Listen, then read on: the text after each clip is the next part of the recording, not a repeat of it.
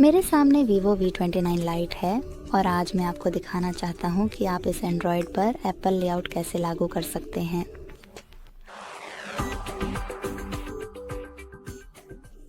आपको बस app download करना है जिसका नाम है LauncherOS लॉन्चर स्टूडियो से, और जब ये तैयार हो जाए तो सेटिंग्स में जाएं।